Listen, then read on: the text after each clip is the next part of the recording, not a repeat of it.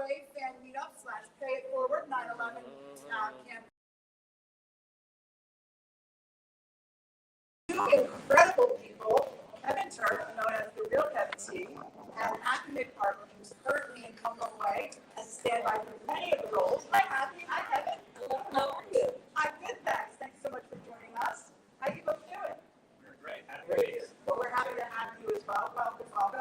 We are here at the Broadway Makers Marketplace, and for those who may not know about us, we are a store with over 50 plus over 50 plus animated vendors for fans, by Broadway fans. Everything is fan designed, fan inspired. Behind us, we have our comfortable way items, which are just some of the items that the store has. Areas for coloring pages, ornaments, you name it, we have it. As far as shows go, it's very exciting. And Comfortable Way is one of my favorite shows. I was saying to Happy and Kevin over over 12 times, and I'll be there closing night and everything. So all this Comfortable Way is here, but we have every show you can think of. So you can visit here at your Mumbai, or go to BroadwayMakersMarketplace.store, where you can shop all of this online. And I have two exciting things to announce. The first is that between September 1st and September 11th, 25% of every item sold will go to Pay It Forward 9/11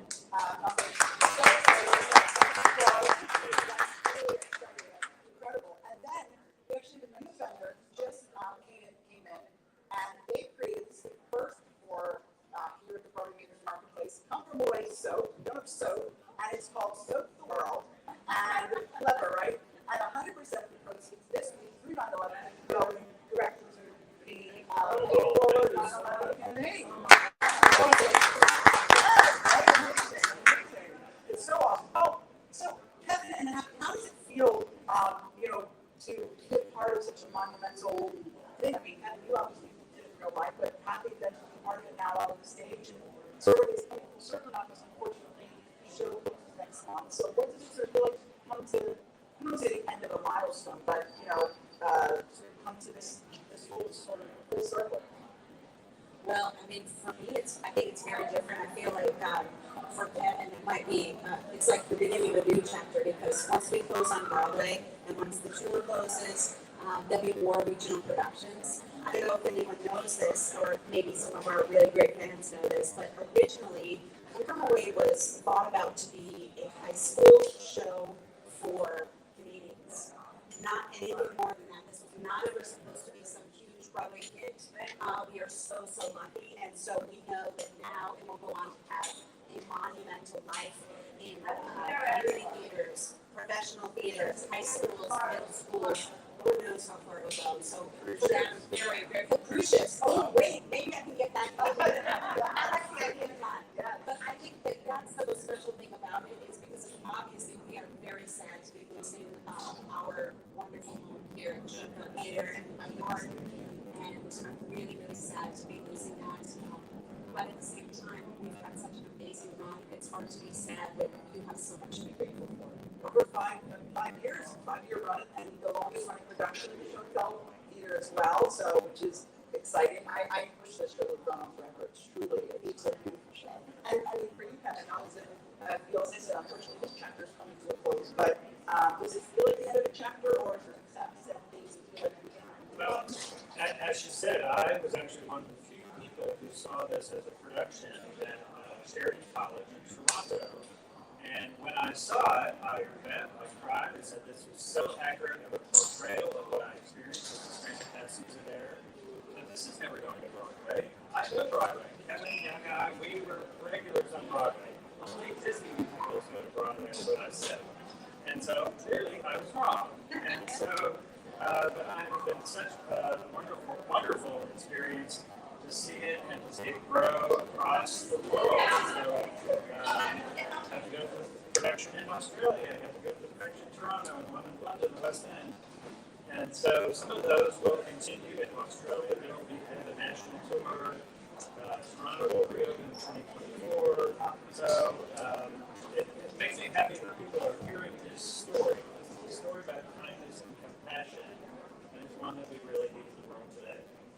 They really do, and from this experience that you had, you actually created a say it, Foreward 9.11. Can you tell us about it? How it started, the originators of it, and then the origination of it, what made you decide to do it? And then I think last year was when you started the 11 Days of Kindness and Unity. So these are things that you decided to do. Where did that come from? Right. So I was on, Kevin and I were traveling from Paris into New York City on our way back to Austin, Texas. And Shelley said we're from Los Angeles. That's not true.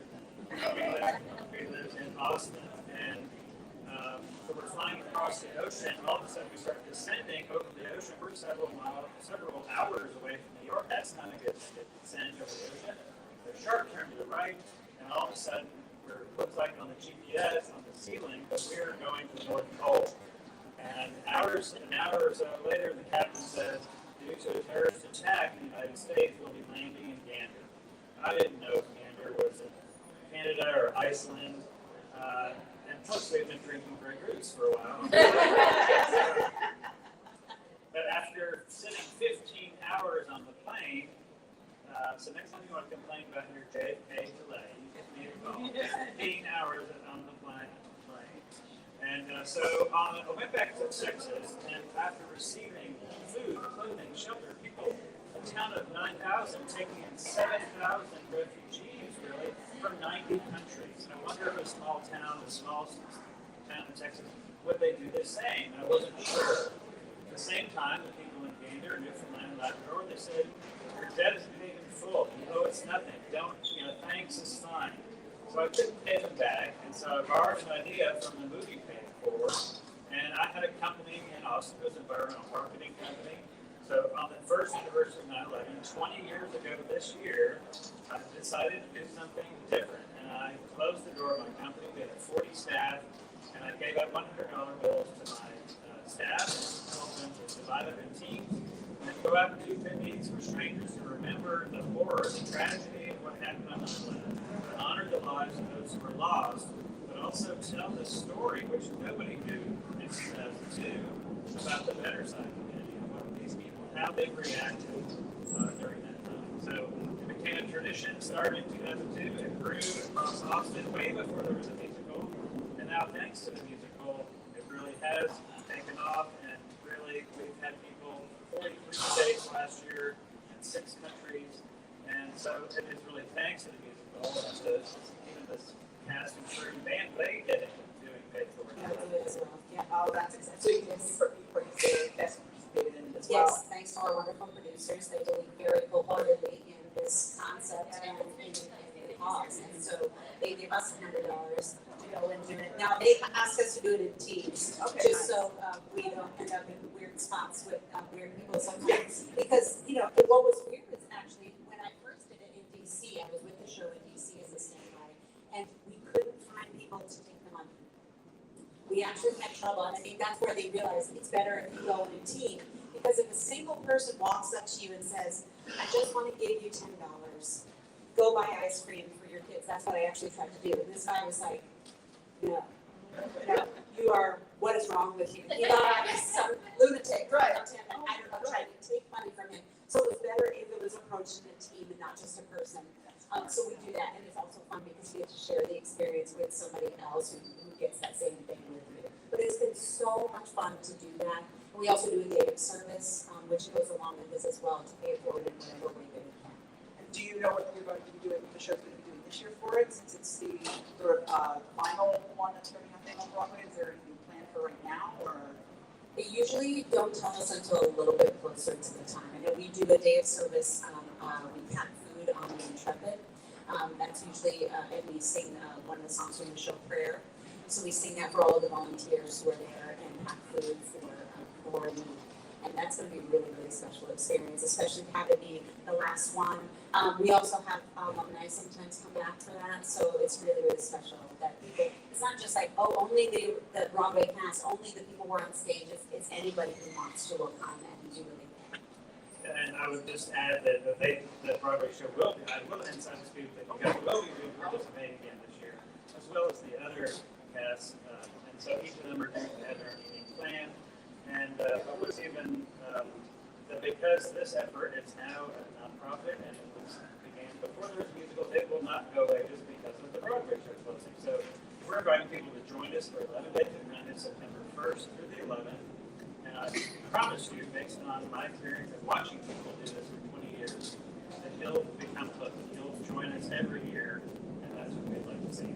Well, speaking of that, this year you're trying to get, if I'm correct, 22,000 good deeds done between September 1st and September 11th. Last year you told me you were maybe 21,000 or 20,000, and you completed that. Yes. So you're hoping this year to do 22,000. And we're gonna break that. I think If we are. If we can get help from people. But so we have a map on our website, Foreward 9.11.org, and we're asking people If to you're go. here, you can scan the QR code. We have a map where people can pin their community's heart on the map and where they commit to doing a good deed throughout this period. And it's amazing. And now we've got some great corporate sponsors like Dell Technologies and UFCU who have thousands and tens, hundreds, more than 100,000 employees in 22 countries. So how do we feel like we're going to meet our goal? I love that. Well, and Kevin, you also, while we're here, we also have Channel Peace, which is your book you wrote. Did writing this book, did it give you any closure? I mean, I don't know if anybody who's gone through that, they didn't have any closure of what happened, but did it give you any sort of final piece in writing that out for people to hear? We have, we have the musical, we have what you call, but in writing that, did it give you some sort of closure? You'll obviously be signing copies here in a few minutes as well. So did writing that give you closure? What was it like for you to write it? It was an amazing experience. I didn't really plan to write a book, but when the show opened up in La Jolla, San Diego, people said, "Why have we never heard this story before? We want more stories." I thought, well, there's more to my story that's not included. There's thousands of stories crammed into one 100-minute show, and so I said, "I'm going to write a book." And I asked, if I write the book, will you sell it at the theater? And they said yes. And so I had about 4 months to crank out a book. I'd never done this before, but it was great timing, and so I got it done, and it's been a great experience. And part of the appendix of the book are the best of the stories of Foreward 9.11 across 20 years. Wow, that is amazing. Well, I hope you all will get a copy of the book and make sure Kevin signs it. I got a copy and he signed it. It's great. It's an incredible book. Now, Happy, you're a standby in the show, which is exciting to cover. One of the things I've said amazing about McCoy is the standbys cover almost every single. There's six of you, correct? Yes, there's 6 women and 6 men on stage, and each woman covers 5 women. And there's 3 of us. And the men, 2 of the guys cover 5, and 1 of the guys covers 4. I'll never forget when I first saw the show in 2018, back when we were upstage, so go backstage, a friend of mine had known all the lighting girls, so we got backstage, and she was showing me on the stage all of the tape and I just could not believe that individuals have to remember all, and if you're on for this role, it's here, and so I mean, what has been the hardest part for you being a standby in this show? Is it having to, remember sort of every line or know every night is different, or what's been the hardest challenge for you? I think the hardest thing is in the very beginning. So it's sort of a machine in that way of it's not emotionally, but in the mechanics and the technical stuff, that is the machine. You are not to mess up anybody else's show. And that's what you know. The minute you watch it, you watch how finely tuned everyone works together, and it just seems seamless. Like they've been doing this forever. And even when I started in DC, I like to tell the story that the first day we read through the script in the morning. We all bawled our eyes out, and then they said in the afternoon, well, let's just start, and we'll do the first plane transition, which is the toughest transition in the show. It goes from there's all chairs scattered all over the place, and chairs become an airplane. And we had never seen anything of it, any of these standbys. So we were just sitting off in the corner, and they said, oh, and we know it's been a while, so don't worry about it. If it's messy, don't worry about it. They did it so seamlessly that the girl, Jane Bunting, and I, Jane, who's now on the tour, we turned to each other and we said, I think I have to quit right now. There's no way I can do that. I mean, they just did that it was August. They hadn't done the show since like January. And they all did it seamlessly with no problem. And you just thought, this is the biggest responsibility, is to make sure that you are the cog of the machine that stays well oiled with your WD-40. That's the most important thing, is we are an ensemble show. And the most important thing is being an ensemble with everybody else. But at the same time, you're very specifically telling someone's story that is real, or 10 people's story that is very real, because a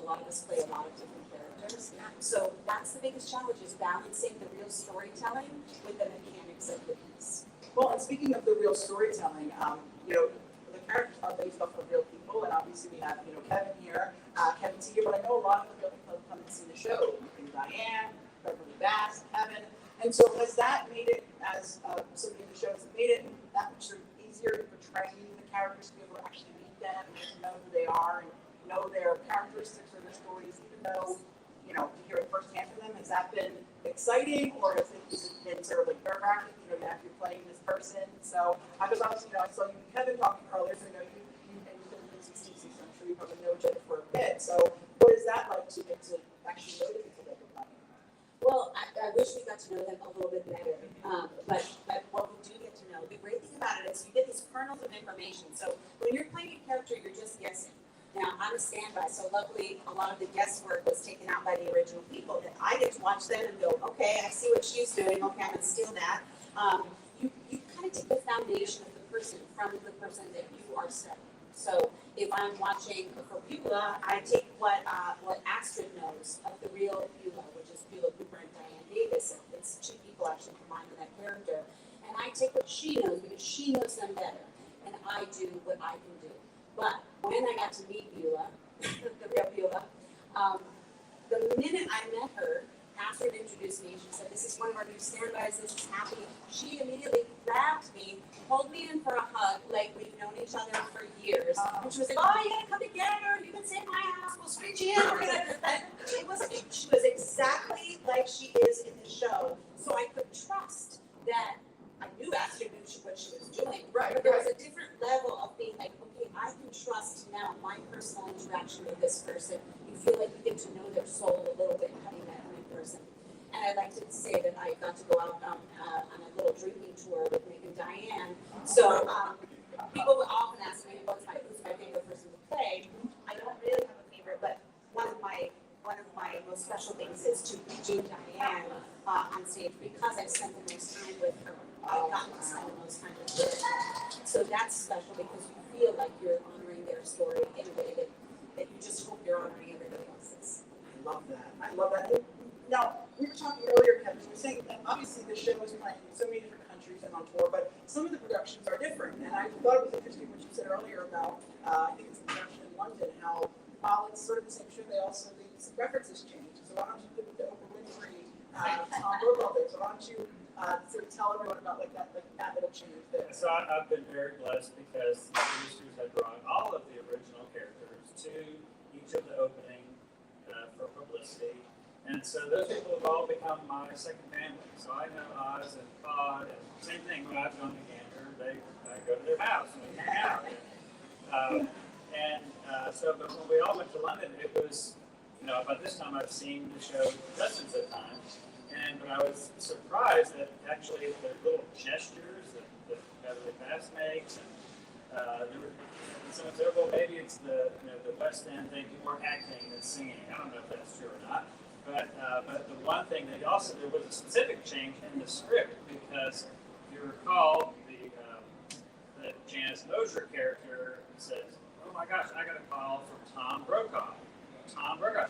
Well, they don't know who Tom Brokaw is in the UK, so they changed that to Oprah. Oprah Winfrey called me. Oprah Winfrey, and they all laughed at that. And so that's so funny. Yeah. I love that. That is amazing. Well, I could talk to both of you all day. This has just been, I mean, there's so many good things. You'll have to come back. We'll have to have an extended, comfortable way conversation. But before we depart, before we have Happy perform one of the songs from the show, what would you like to leave us with, the audience with, whether it's knowledge about Comfortable Way or about meeting better people? What are something you would like to leave us with? I would like to leave with an exciting announcement. Yes. That I am going back. The Canadian cast and some others will be performing at the world's largest hockey rink in Gander, September 13th and 14th. And I have been gifted about 8 sitcom tickets. This is a sold-out show, and so I'm willing to pay it forward to give for free to anyone who goes to our website, payforward911.org, and if you write in there, I can get to Gander, I would love to go to the show. I'm going to be able to give away tickets to a show that you can't get tickets to, and it is a show that will change your life. because I was there in 2016 in the world's largest walk-in refrigerator, when they started the standing ovation 15 minutes before the show was over. So there's that. Amazing, amazing. I guess all I can leave with is what they say about you found your part, but that's the part of you. It's been so special. Maybe cry before I sing. It's just been such an amazing experience. I like to say that I had to go all the way to DC to get cast in this New York show. I went to DC to start my family. My husband's family's from down there, and I ended up getting a random call to this audition. I was like, yeah, of course I can come to the audition, and ended up being there and coming back to New York. It has been an unexpected gift, and I have been the beneficiary of that gift since 2016, on and off, in between then and now, and I couldn't be more grateful. And things happen when you least expect them, just like in Gander. You look for the positives and keep saying yes, and that's what we can do with ourselves. Is just look for the positive, keep saying yes, give it yourself, and you never know what's going to happen. Well, isn't that right? As they say, I am an islander, and that is true. Before we have you sing, do we have any fan questions here? You can take the We have some at home. We have Jane at home says, absolutely love the show. It's so special to me. We have Christina Cookson from, she goes, hi Kevin, Jacob and I are here. She also says that's an awesome giveaway. Oh, So, Jacob was a middle schooler who last year organized 500 of the students in Middle Tennessee to do random acts of kindness and to get all of the teachers in the school to teach the history of 9/11, which doesn't happen everywhere. So he was our volunteer of the year for Foreward 9.11. that's amazing. And this year they're in the Northeast and they're continuing even more. Well, hello to our friends at home. Does anyone here have any questions for Happy or Kevin before Happy goes to sing? Yeah, I was wondering, I guess for both of you, like, Kevin, it sounds like you've seen the show, like, so many times at this point. Happy, you're obviously there every night. Like, what, like, new things every time you see the show or get to do the show do you, like, keep noticing about the story and the genius of the music and the book and everything about it? I have indeed seen the show more than 60 times in 5 countries, and honestly, I think every time I go, I notice the tiniest little detail. Like one time, I'd seen it many times until I realized, based on where you're sitting, I didn't see that Caesar Sonoyo, when he plays Ali, that he removes his shoes before he goes to pray. And I just thought that's like very cool and authentic. And so these little tiny things, based on where you're sitting, so I encourage everyone, go before you leave Broadway, see it over time, and go sit in a different place, whether it's in the mezzanine or the orchestra, you do catch something there. Yeah, I notice something different every time. I have seen it a lot more than 60 times because I am required to see it a lot more than 60 times. It takes that many times to sink in for each character. But I have a very similar experience that sometimes if I'm going on with someone who's your height versus someone who is 6 inches shorter than you, I will think, oh, I've never seen that person there before in my life. And of course I have. They're playing the same exact character, but someone is shorter. The very first time I went on, the person who was in my put-in was much taller than the person than Gino Parr. And so Gino Parr was in my put-in, or wasn't in my put-in, but was in this show when I went on the first time, and I looked over and was like, oh right. It looks like completely foreign, and it's those weird little things that you never know. But I love that about the show. That's why it's always fresh, it's always new, and we have a lot of new people coming kind of in and out, a lot of alumni coming in and out right now, so it's really special to get to share it with more people before we end. It is. I have a question. The other night I was at the show and there was a mid-show seamless switch out happen. Can Happy talk about that a little bit? Yes, so on Saturday night, I was on for a track that I almost never go on for. I was on for Bonnie. And because one of our gals was already on for Hannah, and she responded as her primary track. So I was already on.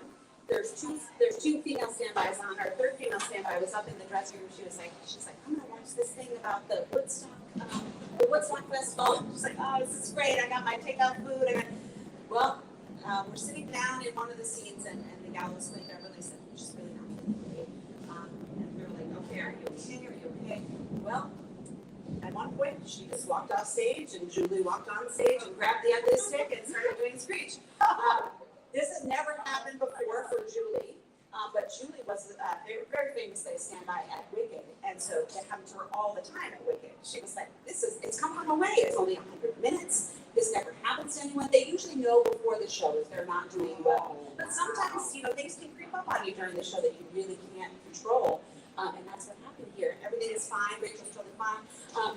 But it happens much more often on Wicked, where you go up to start singing, you go, oh, I'm not going to make it through all those 10 songs. But we have each other to lean on in comfort ways. It doesn't happen as often. But we're still people, and things happen. It's actually happened to me a few times. And it is a wild experience. You come on and you're just like, where are we?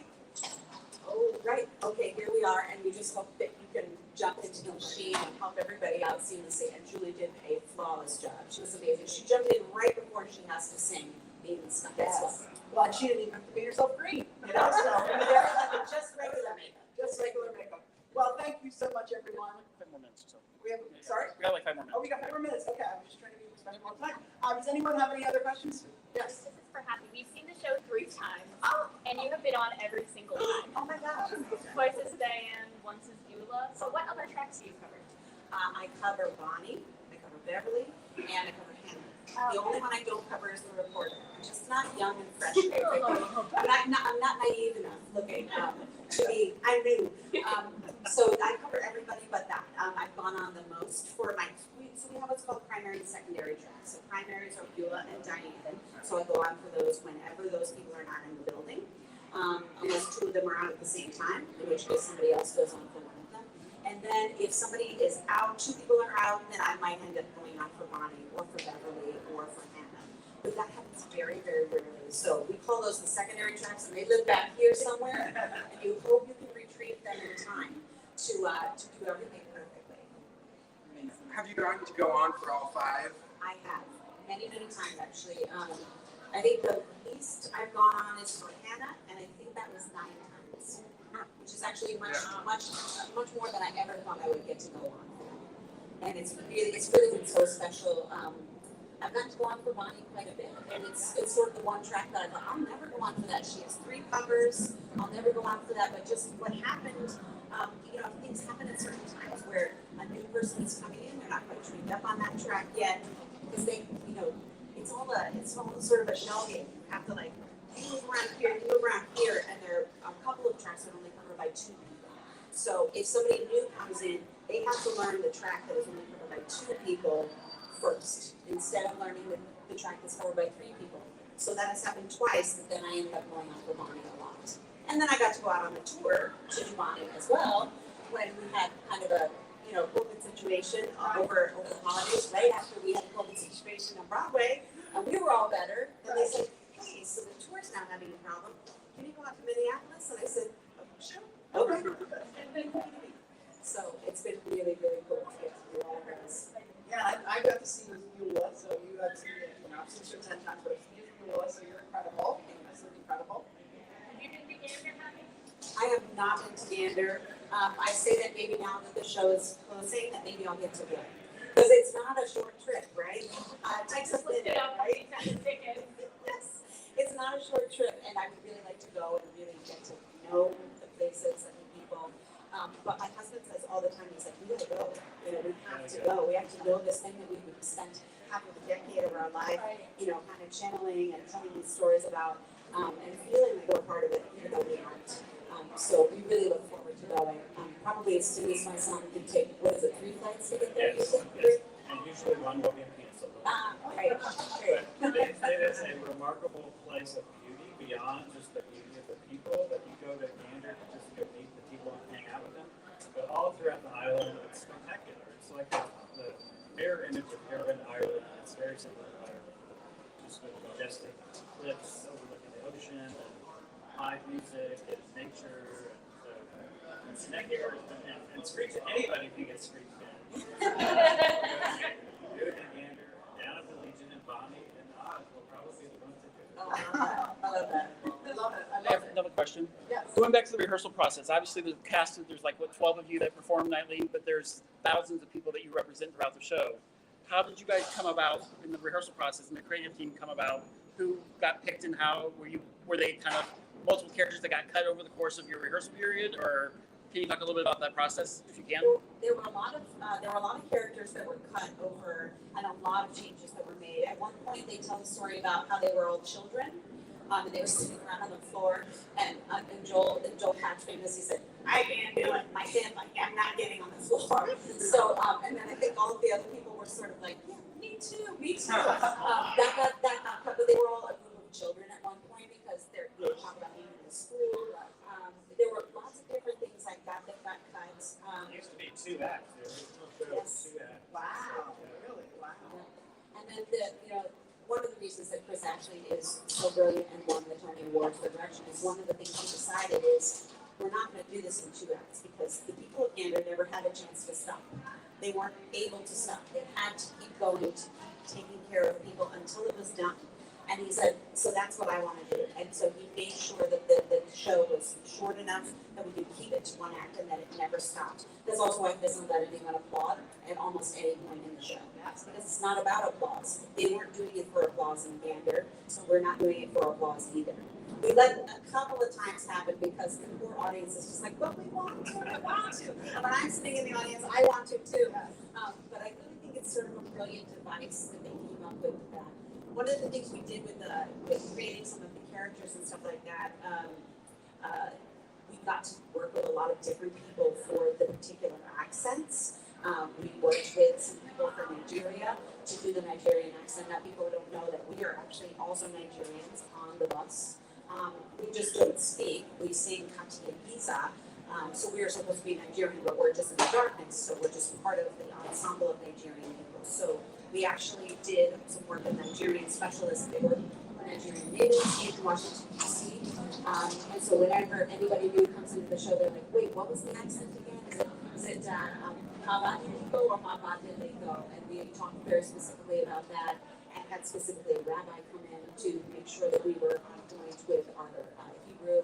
Everything is really, really specific. So that's what I can speak to. I didn't develop the characters because I was not originally there in La Jolla. So I can't speak to that part of the development. But I will say that there were 6 versions of Costume Party just in Washington, D.C., and that's not what's in the Broadway show today. Oh, wow, that's crazy. Yep. And I will say this, actually, thinking back to the same day that I went to see the show for the first time, I think they were letting people who went back to meet everyone else kiss the fish. So I got to kiss the fish as well, so which is pretty special. I'll never forget that. That was a lot of fun. So. I know. Well, listen, Abby, I know you have the show to get to, so we're going to have you perform from the show. You're going to be performing In the Sky. So this is so exciting. Have any of you seen her on as Beverly? Amazing. Oh, well, I'm so excited. Well, let's go. Let's get the mic set up over here. You're going to perform for us. This is so exciting, everyone. Go. Fabulous. Yes. No, you're good.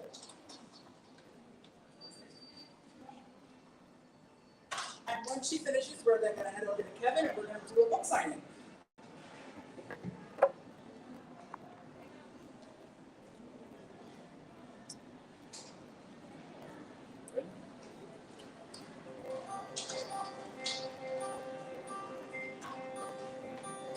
My parents must have thought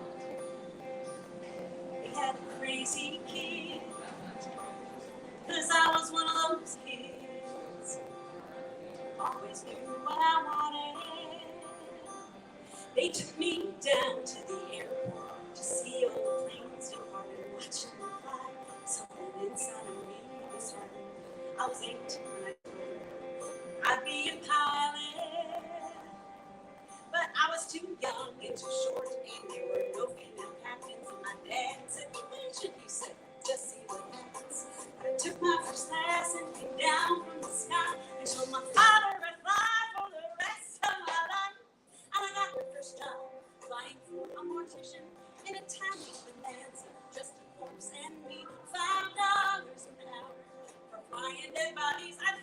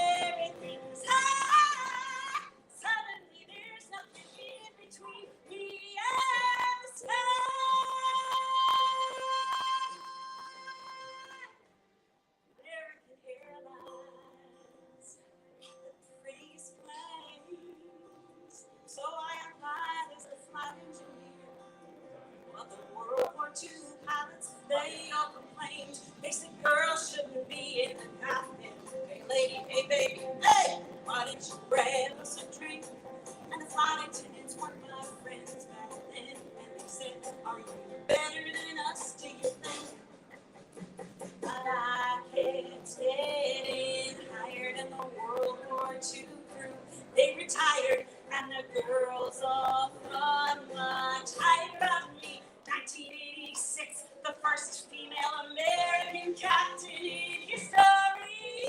Suddenly I'm in the cockpit. Suddenly I've got my wings. Suddenly all of us pilots protesting me.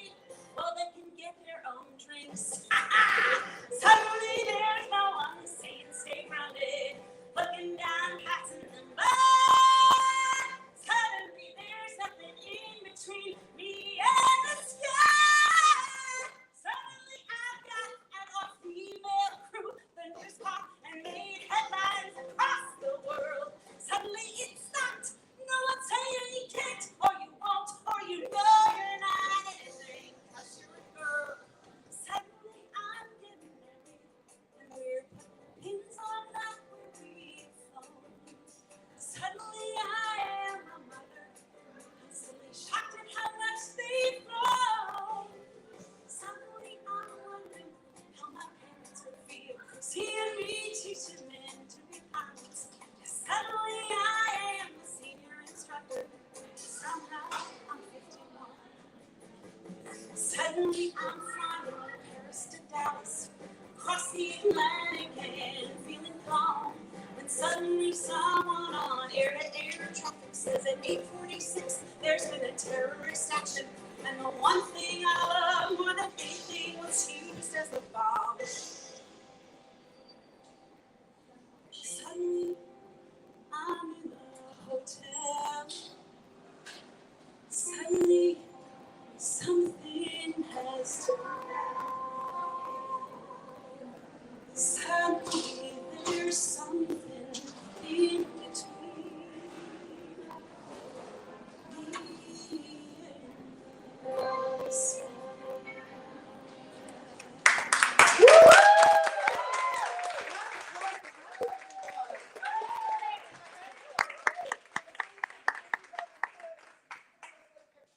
Here, and then we're going to go and do a book signing over here for Kevin. Another round of applause for him.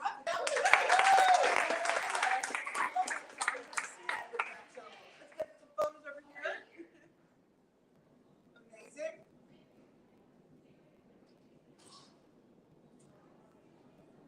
Fabulous. Amazing. Well, do you enjoy dinner you want tonight? Or? I don't think so. All right. Well, you have messages. All right. Well, great thank you so away. much. Thanks for having me. And I'm coming back tomorrow because Oh, please do. actually maybe my cousin. Please do. Well, thank you so much, Happy. And now we're going to head over here and we are going to do the book signing for Kevin. Woo! Right. Pay it forward one more time for people at home. So we'll sign off. Do it, pay it forward, like recap everything real quick, and then we'll. Oh, yes. So this is the 9/11 Pay It Forward Comfortably Fan Meetup event. We have Kevin here, who's the real Kevin T, and he is signing copies of his book, Channel Piece. If you'd like to know more about Pay It Forward, you can go to payitforward911.org. They are trying to get 22,000 acts of kindness done between the 1st and the 11th for 9/11, and then here at the Broadway Neighborhood Marketplace, for every purchase between the 1st and the 11th, 25% of every purchase will be going to 9/11 Pay It Forward Foundation. And then we also have a comfortable way soap called Soap in the World, which is from a new vendor. And it will be 100% of those profits will go to the 9/11 Pay It Forward as well. So thank you so much, everyone. And make sure you get a copy of Kevin's book and join him for a book signing over here.